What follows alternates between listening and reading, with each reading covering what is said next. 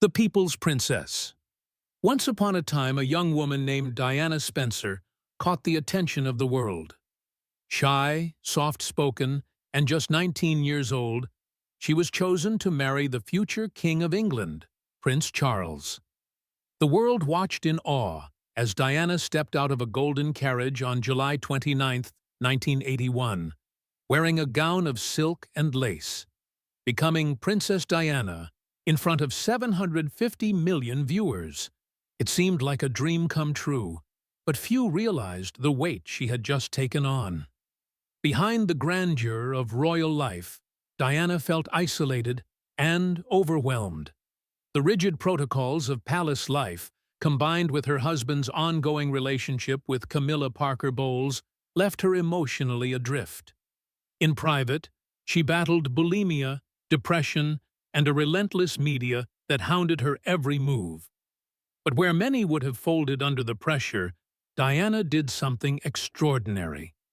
She transformed her suffering into compassion. Diana didn't just fulfill her royal duties, she reinvented them. While other royals kept a formal distance, Diana embraced the people.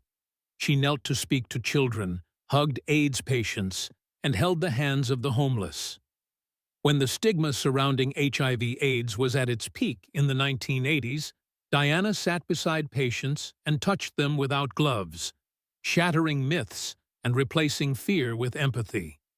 In one unforgettable moment in 1987, at London's Middlesex Hospital, Diana was photographed shaking hands with an AIDS patient without wearing protective clothing. That single image altered the global perception of the disease and became a symbol of human dignity. To her two sons, Prince William and Prince Harry, Diana was more than a princess. She was a fiercely loving mother. She wanted them to know life beyond the palace gates. She took them to McDonald's, to amusement parks, and even to homeless shelters. She wanted them to see what she saw, that compassion mattered more than status. In 1997, just months before her death, Diana made headlines once again, this time by walking through a minefield in Angola. Wearing a flak jacket and face shield, she calmly strolled through a dangerous area to bring attention to the victims of landmines.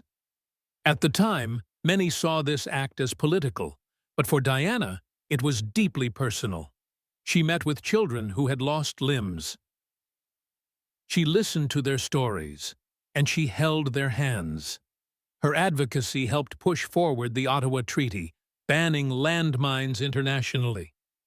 Her courage saved lives. On August 31, 1997, the world stood still as the news broke. Princess Diana had died in a car crash in Paris. She was only 36 years old. Millions mourned.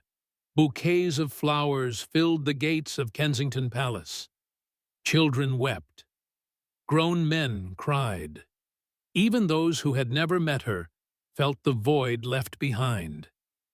Yet Diana was not gone. Today, her sons carry forward her legacy, speaking openly about mental health, continuing her charitable work, and ensuring that the world never forgets the woman who gave so much of herself to others. One of Diana's most memorable quotes was, "Carry out a random act of kindness with no expectation of reward, safe in the knowledge that one day someone might do the same for you." This wasn't just a quote. It was how she lived.